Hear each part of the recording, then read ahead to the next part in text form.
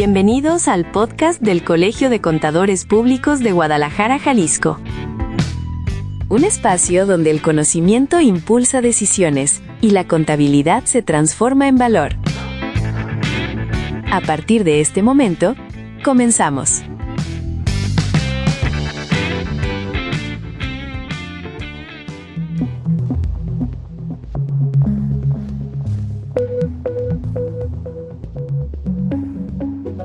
Bienvenidos a otra emisión de este espacio informativo del Colegio de Contadores Públicos de Guadalajara, Jalisco. Hoy vamos a poner bajo la lupa un tema que año con año pues genera dudas, retos y sobre todo con una gran responsabilidad, acompañados además de una experta. Para los profesionales de la contabilidad de los impuestos, esto es la información de operaciones con partes relacionadas residentes en el extranjero, mejor conocida como el anexo 9 de la DIM. Y es que sabemos que en el ecosistema fiscal actual la transparencia es la regla del juego, pero ¿qué sucede cuando los plazos se acortan, la información no fluye o los criterios de comparabilidad se vuelven complejos? Hoy no solo hablaremos de qué es el anexo 9, sino de los puntos finos que se deben cuidar para evitar contingencias. Y para ello saludo a nuestra invitada, Beatriz Guerra Correa. Ella ha estado ya en ocasiones anteriores en este podcast, así que me da mucho gusto saludarla. Betty, le decimos de cariño, ¿cómo estás? Bienvenida. Muy buen día, muchas gracias por la invitación. Siempre es un gusto participar y sobre todo en estos temas tan interesantes. El año llega siempre con novedades. En esta ocasión hay cambios significativos, o qué tenemos que saber del anexo 9 de la DIM, que es como de manera más sintética se le conoce. Claro que sí. El anexo 9 de la DIM es la forma oficial por la cual se presenta la declaración informativa de partes relacionadas. El fundamento lo vamos a tener tanto para personas morales como para personas físicas. En personas morales va a estar en la fracción 10 del artículo 76 de la Ley del Impuesto sobre la Renta. Estamos dentro del título 2 de personas morales en su capítulo 9 de las obligaciones de estas mismas personas morales, valga la redundancia. Y en personas físicas va a estar en título 4, en capítulo 2 de la sección 1 de actividad empresarial y prestación de servicios profesionales, en la fracción 10 del artículo 110 de la Ley del Impuesto sobre la Renta. Entonces, ahí vamos a tener el fundamento para ambos contribuyentes, personas morales, personas físicas. Sí es importante tomar en cuenta que esta declaración se presenta más tardar el 15 de mayo del año inmediato posterior a la terminación del ejercicio de que se trate. En este caso es lo que se conoce como la información de las operaciones que realizan con partes relacionadas. Se comentó algo interesante. Esta declaración efectivamente por muchos años, desde su origen hasta lo que fue 2021, solo correspondía a operaciones con partes relacionadas residentes en el extranjero, pero con la reforma fiscal 2022 ya se extiende esta obligación a operaciones con partes relacionadas nacionales, o sea que viene a ser una nueva obligación para ese segmento, operaciones con partes relacionadas nacionales, lo mismo que en el caso de personas físicas, tanto personas morales como personas físicas. ¿Y crees que esto lo tenían presente los empresarios, los expertos, los involucrados en el tema, o es tan nuevo que a lo mejor se les puede escapar? En un inicio, fue el sensibilizar al contribuyente porque, pues no era algo que se tenía en el radar. Normalmente esta declaración estaba 100% enfocada a operaciones con partes relacionadas residentes en el extranjero y como te comento, así fue desde su origen cuando surge la reforma fiscal del 2000. Imagínate, prácticamente 21 años estando direccionada nada más a operaciones con partes relacionadas residentes en el extranjero, también en su momento personas morales, personas físicas. Y cuando viene este cambio, pues sí, es sensibilizar, guiar al contribuyente. Claro, puede que en algunos casos haya habido cierta renuencia para efectos de su cumplimiento, pero te puedo decir que hoy en día ya es algo que el contribuyente tiene en el radar, en la mente, y es algo que tiene que tomarse en cuenta dentro del calendario fiscal de cumplimiento. Uh-huh. Ahora, de todas formas, sí nos gustaría que nos dieras consejos de cómo prepararnos para la presentación. El ejercicio, ¿cuándo debería de comenzar? Recuérdanos las etapas que se tienen que seguir para llegar a esa etapa, a esa fecha de cumplimiento sin contratiempos, o por lo menos los mínimos. Es importante tomar en cuenta que para poder llenar esta declaración sí necesitas el estudio de precios de transferencia, si no, no la puedes llenar. Son 57 campos De esos 57 campos, bueno, pues de acuerdo al instructivo, 13 son obligatorios y el resto son opcionales. Sin embargo, en la práctica, en una postura conservadora es llenarla de manera completa. Y el llenarla de manera completa, o aún así, si quisieras nada más llenar lo obligatorio, en ambos casos sí implica tener el estudio de precios de transferencia. Entonces, para ello sería el primer paso. Posteriormente, una vez que ya esté revisado el estudio, ya normalmente tienes un borrador preliminar, ya es aprobado de alguna manera por el contribuyente.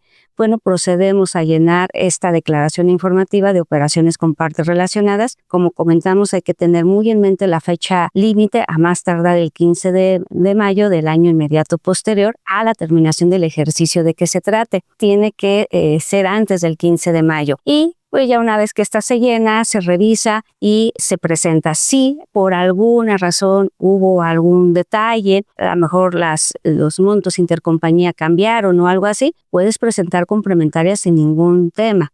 De acuerdo me parece que al artículo 32 del Código Fiscal de la Federación, puedes presentar hasta 3 complementarias. ¿Se corre algún riesgo si, por ejemplo, no hay congruencia entre lo que se declara y lo que en teoría tiene registrada la autoridad? Tiene que ver esa congruencia incluso con estudio de precios de transferencia, declaración anual, porque viene la conciliación por parte de las autoridades fiscales. Y también si estamos hablando de un contribuyente que a lo mejor presenta ICIF, o puede presentar el CIPRED para efectos del dictamen fiscal. Entonces, pues también viene el conciliar, que ya sea los apartados o anexos de partes relacionadas para efectos de la ICIF o el CIPRED, bueno, pues su llenado también coincida. Estudio de precios de transferencia, anexo 9 de la DIN. Vaya, sí tiene que haber una congruencia en todos sus segmentos relacionados con la materia de precios de transferencia. Para este 2026, algunas excepciones que se consideren en la regla para que, por ejemplo, no deban de presentar el anexo 9. Sí, está la regla 3918 que aplica tanto para personas morales como para personas físicas, y ahí en la primer línea de esa regla se reafirma el fundamento tanto para personas morales como para personas físicas, en el que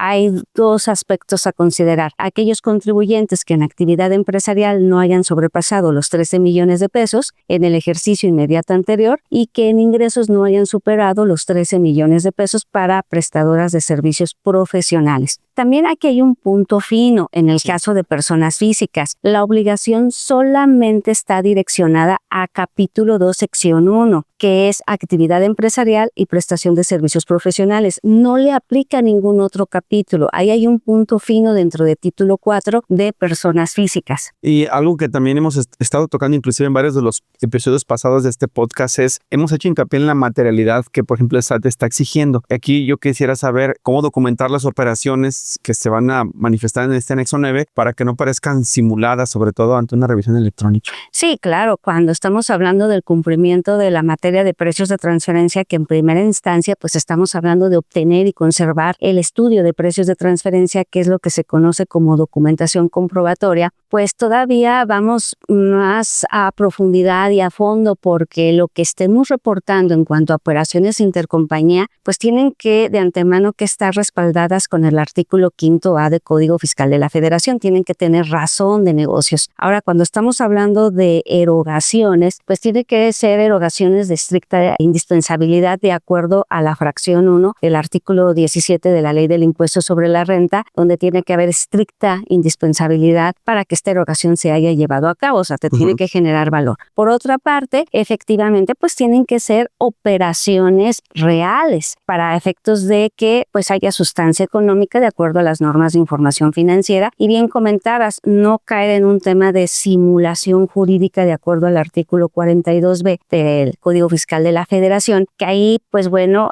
si hay un tema de simulación jurídica de operaciones intercompañía, pues la autoridad, en caso de tener carga de la prueba de ello, pues obviamente que va a haber un requerimiento de información en dado momento. Betty, estuve revisando también lo que son las especificaciones en la parte como más técnica de la presentación y me llamó la atención un dato importante. Se establece, por ejemplo, que el anexo 9 pide rangos intercuartiles, creo que es el término correcto. Sí.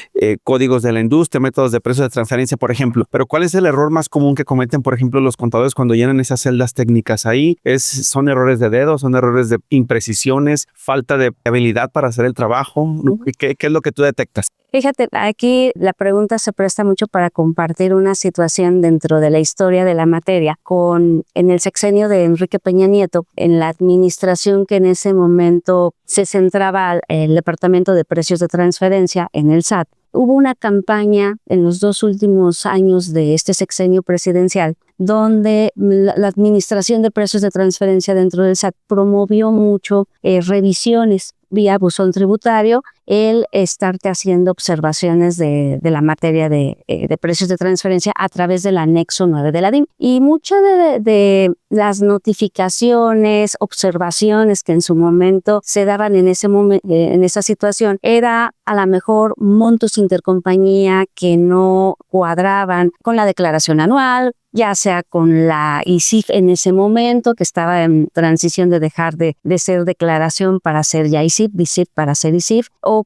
en alguna otra declaración o información por parte del SAT que de acuerdo en ese momento a la compulsa que ellos realizaran en ese momento, algo que a lo mejor no les cuadraba en cuanto, ahora sí que su modelo de riesgos, alguna discrepancia y te preguntaban. O bueno, sí, había a lo mejor detalles, a lo mejor en el llenado, como tú dices, pudo haber sido de dedo, eso es muy, muy común porque pues también la declaración está limitada a cierto número de caracteres. Claro. Entonces, tienes que también tener la habilidad cuando es muy amplia la información cualitativa, cómo las entras. Pero un error muy común, contestando tu pregunta, y de acuerdo a esa experiencia que se tuvo en ese sexenio en particular, que fue muy común entre colegas, esa situación de los montos intercompañía. A lo mejor pudo haber habido una captura incorrecta y si era así, pues simplemente se presentaba una complementaria. O también nada más eran inquietudes de que esta situación y eran nada más aclaraciones. Y simplemente en el mismo buzón tributario llevabas a cabo las aclaraciones y no tenías que presentar complementaria. Era de lo que muchos de los colegas nos tocó vivir en ese momento e intercambiar en las diferentes comisiones de precios de transferencia esas experiencias. Pero vaya, no pasó de ahí en cuanto a aclaraciones o en dado momento presentar una complementaria corrigiendo a lo mejor esos montos que pudieron haber estado mal capturados, un error de dedo o que simplemente tenías un monto que se actualizó por algún ajuste, no necesariamente de precios de transferencia, un ajuste contable, algún movimiento o algo que movió el monto intercompañía y bueno, pues simplemente hay que volver a presentar complementaria por eso.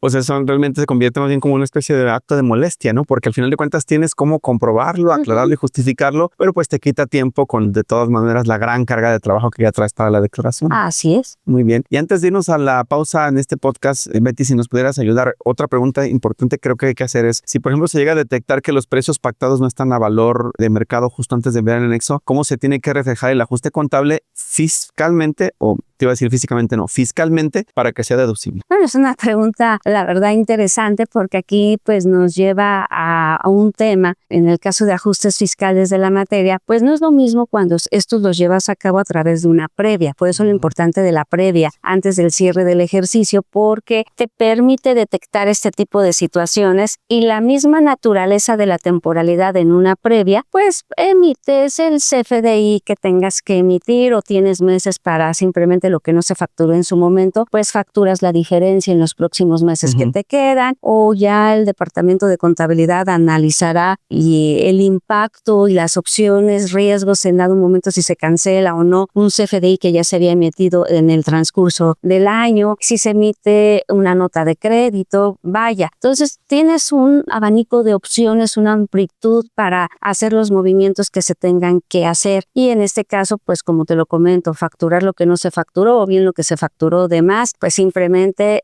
facturas menos porque pues a lo mejor en meses previos pues ya se facturó más de lo debido y por ende ese movimiento contable que se va a hacer en próximos meses pues obviamente va a aterrizar en la parte fiscal. Pero ¿qué pasa cuando el ejercicio ya terminó? Cuando ya el ejercicio termina, afortunadamente en nuestra materia tenemos la sección 391 de resolución miscelánea fiscal. Ahí están las reglas que va de la 3911 a la 3915, son 5 subreglas y ahí te va marcando los lineamientos, las directrices para llevar a cabo ajustes fiscales, pero una vez ya cerrado el ejercicio. Son 2 condicionantes para aplicar estas reglas. La primera, la que acabo de mencionar. Sí. Ya debió haber cerrado el ejercicio fiscal. Segunda, estar fuera de los rangos de valores, porque si estás dentro, aún en los extremos, eso se considera una práctica fiscal indebida y no se le llame ajuste.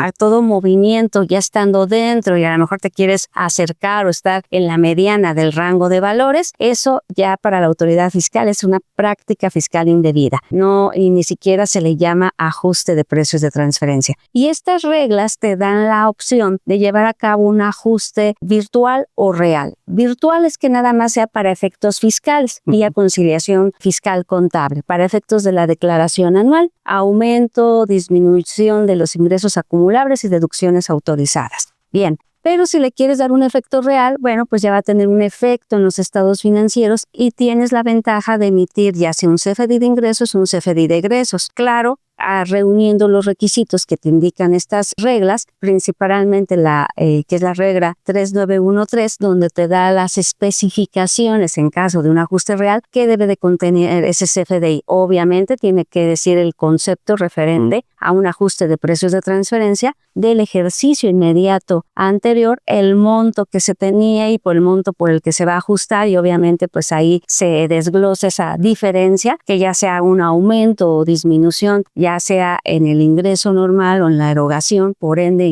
aumento o disminución en el ingreso acumulable o aumento o disminución en la deducción autorizada. Si se tiene un plazo antes de la declaración anual, si ya es después de la declaración anual, estas mismas reglas te permiten realizar ajustes, pero ya hay que pedir, de alguna manera ya notificas un aviso al SAT de que vas a realizar estos ajustes, a menos de que seas un contribuyente que esté obligado a presentar dictamen fiscal, en ese caso no. Y bueno, pues ya lo recomendable ya en estos casos, cuando ya se te pasó la presentación de la declaración anual, normalmente ya ese tipo de ajustes tienden a ser nada más meramente virtuales, meramente fiscal, donde pues en su momento presentas una complementaria de la declaración anual. Muy informativo, meramente. Sí, muy informativo. También le puedes dar el efecto real, pero normalmente ya para esas fechas pues ya los estados financieros ya están cerrados, ya no es tan fácil hacer movimientos y además porque pues ya estás también contrarreloj para presentar el dictamen fiscal. Muy bien. Estamos platicando en esta ocasión, en este podcast, con Beatriz Guerra Correa, hablando precisamente del anexo 9 de la DIN. Así que vamos a una primera pausa y después de este corte continuamos con el tema, porque falta más que conocer el tema, ya lo sabes, muy extenso, pero así explicado en breve y de manera muy concisa por Betty, lo vamos a entender con mucha mayor facilidad. Hacemos un corte, regresamos enseguida.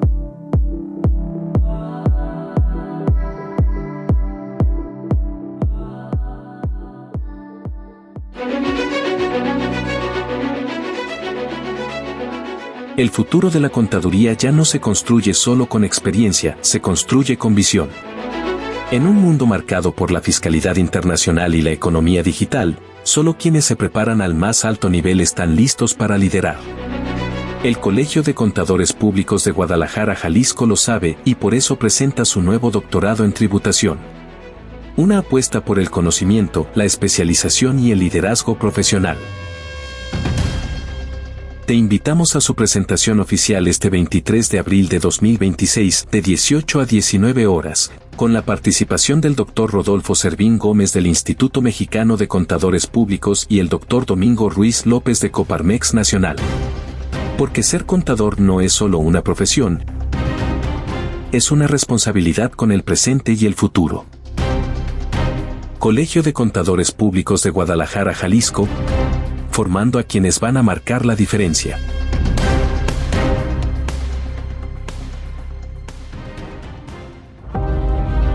Conviértete en un experto en prevención de delitos financieros.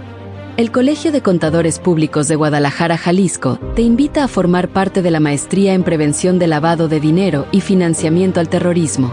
Un programa académico de alto nivel diseñado para profesionales con 520 horas frente a docente, que buscan marcar la diferencia en el entorno financiero y empresarial. Esta maestría, que inicia el próximo 8 de mayo de 2026, te preparará para diseñar e implementar políticas efectivas de prevención, tanto en materia de lavado de dinero, financiamiento al terrorismo, así como en anticorrupción. A través del dominio del marco jurídico, el conocimiento del sistema financiero, auditoría, criminología y técnicas avanzadas de investigación. Aprende con especialistas del sector y desarrolla competencias clave para proteger a las organizaciones del bloqueo de capitales y otros riesgos derivados del manejo de recursos ilícitos. La maestría está dirigida a profesionales del sector financiero, contadores públicos, abogados, auditores, consultores y funcionarios de cumplimiento que deseen llevar su carrera al siguiente nivel, y cuenta con reconocimiento de validez oficial REVOE por la SEP. Para informes e inscripciones escribe al correo capacitacion@ccpg.org.mx. También puedes escribirnos por el chat de WhatsApp en el 33 36 29 74 45 del Colegio de Contadores Públicos de Guadalajara, Jalisco.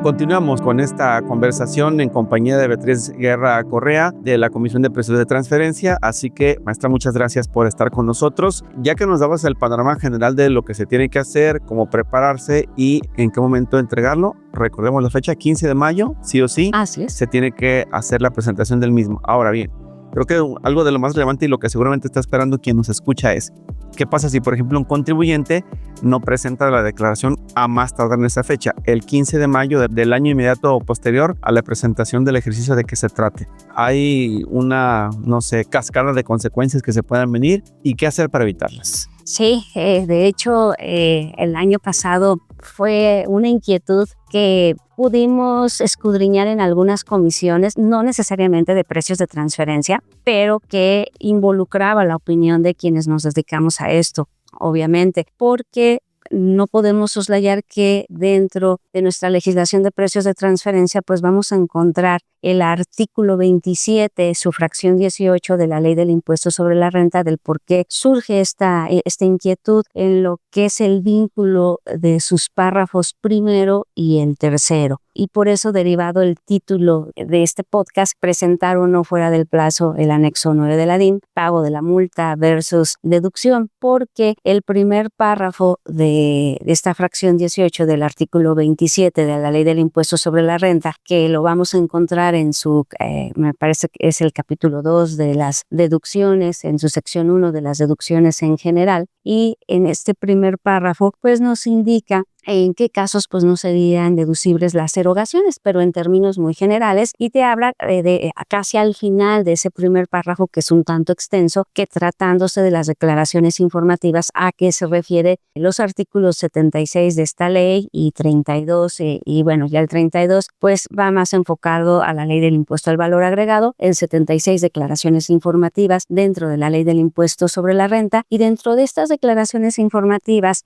ya acotándolo a la materia de precios de transferencia, vamos a encontrar la fracción 10 del artículo 76, que es esta declaración informativa de operaciones con partes relacionadas, que se presenta a través de la forma oficial anexo 9 de la DIN. Y que, bueno, pues hemos hablado que también aplica a personas físicas. Siendo esto, si no se presenta dentro de los plazos, como te lo marca este primer párrafo, te habla de presentar en los plazos que se establece en el citado artículo 76, con este caso fracción 10 del 76, como ya lo hemos platicado, pues es a más tardar el 15 de mayo del ejercicio inmediato anterior, para efectos de que pues estemos cumpliendo en tiempo y forma. Pero ¿qué pasa efectivamente? De acuerdo a la pregunta, esta declaración, por las razones que hayan sido, no se presentó dentro del plazo acordado de esta fracción 10 del artículo 76 de la Ley del Impuesto sobre la Renta. Bueno, pues también nos marca un tercer párrafo, esta fracción 18 del artículo 27, cuando los contribuyentes presenten las declaraciones informativas a que se refiere el artículo 76 de esta ley a requerimiento de la autoridad fiscal, no se considerará incumplido el requisito a que se refiere el primer párrafo de este esta fracción, siempre que se presenten dichas declaraciones dentro de un plazo máximo de 60 días contados a partir de la fecha en la que se notifique el mismo. Entonces, bueno, pues aquí tenemos dos situaciones, porque bueno, ¿qué pasa si no la presentamos?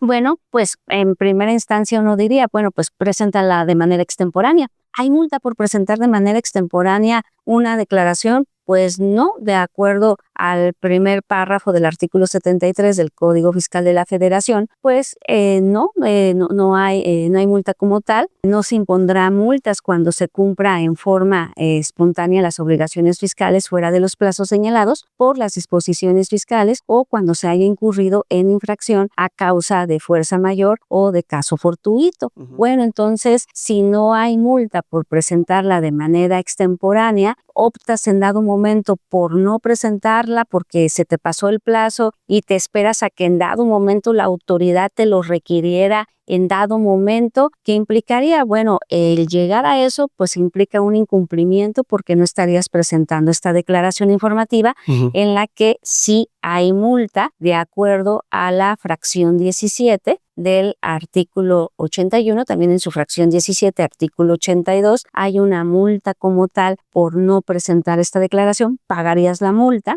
Pero pues de acuerdo a ese tercer párrafo de la fracción 18 del artículo 27, bueno, pues tus erogaciones en dado momento de operaciones con partes relacionadas sí serían deducibles. Es ahí por eso decíamos pago de la multa versus deducción de estas erogaciones de operaciones con partes relacionadas. Ahora, y si la presentas de manera extemporánea y la autoridad te la requiere, pues se va a dar cuenta que no la presentaste dentro de los plazos que te establece este primer párrafo de la fracción 18 del artículo 27, efectivamente, y por tanto no serían deducibles en dado momento tus erogaciones con partes relacionadas. Derivado de este análisis que hemos venido haciendo, de este vínculo entre el primer párrafo y el tercer párrafo de esta fracción 18 del artículo 27 de la Ley del Impuesto sobre la Renta, bueno, entonces surge este análisis. Veamos este primer escenario, porque si tuviésemos un contribuyente que solamente está informando dentro de las operaciones con partes relacionadas fuera 100% ingresos, pues bueno, esto pues no cabría en lo que estamos platicando. No la presentaste en tiempo por las razones que hayan sido. Bueno, pues presenta esta declaración de manera extemporánea y no va a haber multa al respecto. Te salvas de eso, nada. Te salvas de eso, exacto. Entonces, ahora, ¿qué pasa si ahora eres un contribuyente que tienes un mix? Estás informando tanto operaciones de ingreso como operaciones de egreso. Y otro tercer escenario. Y en un tercer escenario, pues prácticamente el 100% de lo que estás informando, estamos hablando de erogaciones, que en dado momento pues serían deducciones para efectos fiscales. Y sí estamos hablando de un monto importante, un monto significativo. En esos dos escenarios, si no presentases esta declaración informativa dentro de los tiempos acordados, entonces optas por no presentarla y esperas requerimiento de la autoridad. Bueno, hay que tomar en cuenta que no nada más existe una multa como tal por no haber presentado esta declaración informativa de acuerdo a la fracción 17 que corresponde a ambos artículos en el 81 y 82 del Código Fiscal de la Federación, sino que existen aparte otras sanciones no pecuniarias y que el impacto económico es muy relevante y que es importante tomarlo en consideración. Por ejemplo, vayamos a lo que sería la suspensión temporal de los certificados de sello digital que vamos a tener en el artículo 17H del Código Fiscal de la Federación en su fracción 10 y aunado que de ahí te lleva al artículo 17H bis del Código Fiscal de la Federación en su fracción 9, bueno, pues en dado momento la autoridad fiscal tendría la facultad para que ante esta situación, sí, tú puedes como contribuyente salvar la deducción de tus erogaciones, pero la autoridad también tendría todo el camino y la facultad para en dado momento suspenderte temporalmente los certificados de sello digital por no haber presentado esta declaración. Pagas la multa y una vez que pagas la multa, pues entonces se vuelven a restablecer esta certificación de sellos digitales. Ahora, hay que preguntarnos esto, ¿qué cuánto equivale un día? Exacto. Por el hecho de que una entidad no puede emitir un CFDI, no puedes generar riqueza, valor, dinero, y si esto se va a un tiempo de alrededor de 15 días, si bien nos va, en lo que pagas la multa, Te pegan la operatividad. Exacto, te pegan toda la operación, le notificas al SAT, el SAT lo revisa, corrobora que el contribuyente ya se autocorrigió y de aquí a que lo vuelve a reactivar esta certificación de sellos digitales, bueno, pues estamos hablando por decir 15 días, pero puede ser más. Entonces, ¿qué tanto cuánto equivale en dinero? Otro aspecto, y si encaja bancos y sus equivalentes, preguntarse si eso pasa de ipso facto, si se contara con los recursos económicos, con el dinero suficiente para hacer frente a tus obligaciones en el día a día, y si no, a las líneas de crédito que tendrías que recurrir o los mismos préstamos a instituciones financieras o dentro del grupo, y el costo del dinero que también eso implicaría.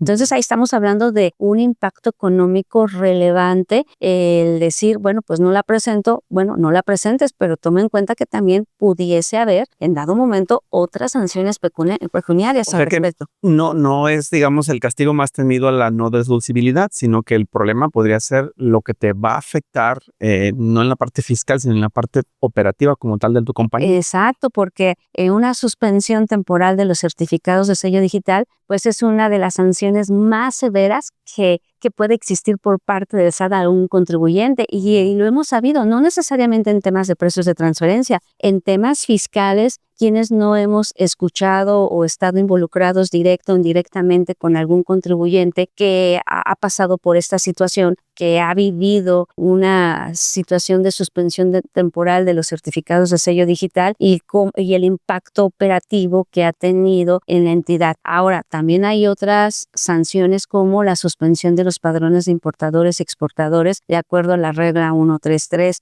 en las reglas generales de comercio exterior, en la fracción 3, el no hubieran presentado las declaraciones de los impuestos federales o no haber cumplido con alguna de otra obligación fiscal, y precios de transferencia podría estar dentro del tema de otra obligación fiscal, o bien en el tema de no haber presentado alguna de las declaraciones que engloba en términos generales. Entonces también preguntémonos, el hecho de que una entidad viva esta situación de suspensión en los padrones de importadores exportadores, ¿qué impacto económico te genera? O también si eres un contribuyente que eres proveedor de administración pública y de acuerdo al artículo 32D en su fracción cuarta, el haber vencido el plazo para presentar alguna declaración provisional o no, y esto también hace referencia al cumplimiento de cualquier otra declaración informativa, y ahí están las declaraciones informativas del artículo 76. Entonces, pues también no presentar este tipo de declaración, y es un contribuyente, ya sea persona moral o persona física, en todos los casos que he mencionado, incluyendo en este,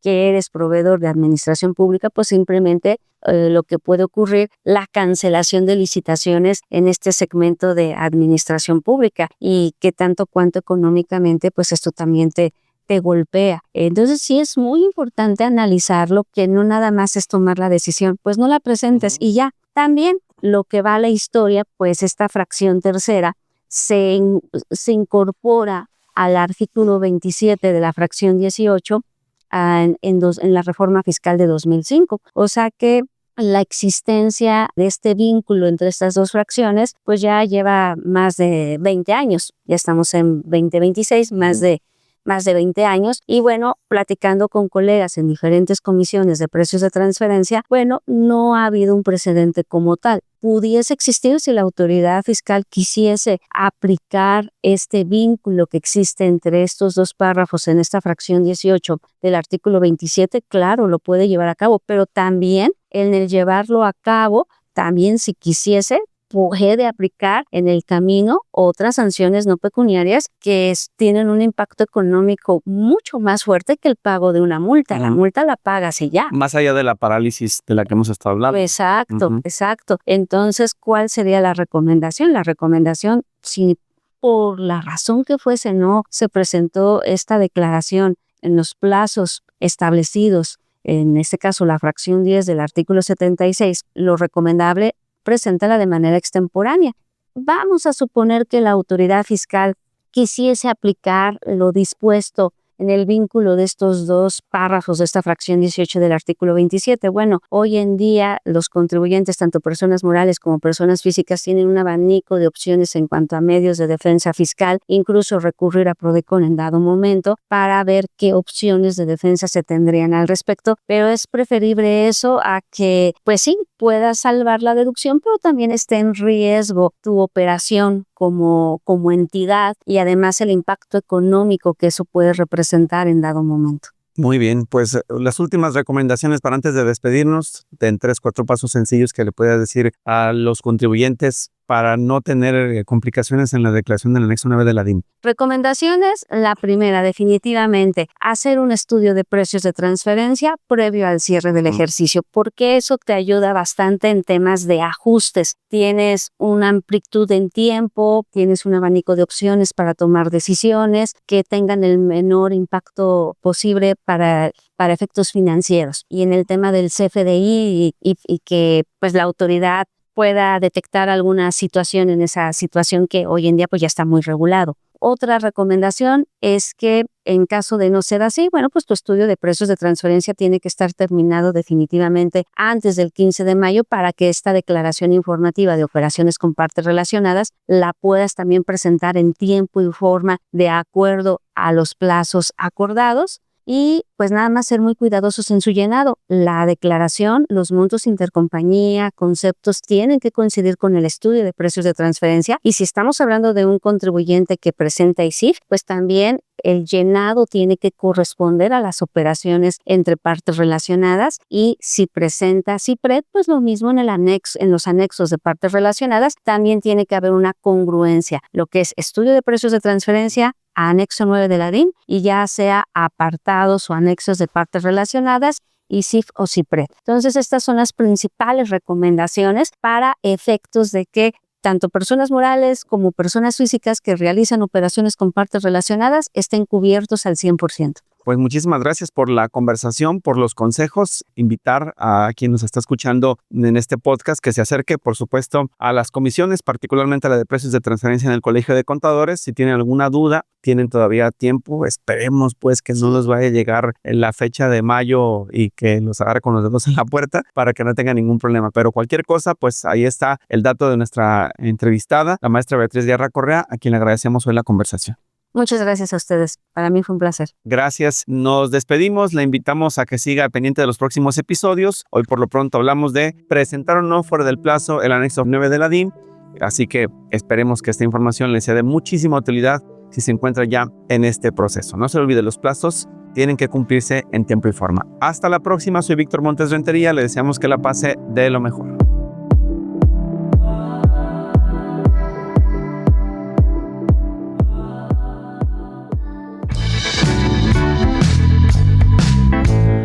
Gracias por ser parte de esta comunidad profesional. Sigamos creciendo juntos en el próximo episodio del podcast del Colegio de Contadores Públicos de Guadalajara, Jalisco. Hasta la próxima.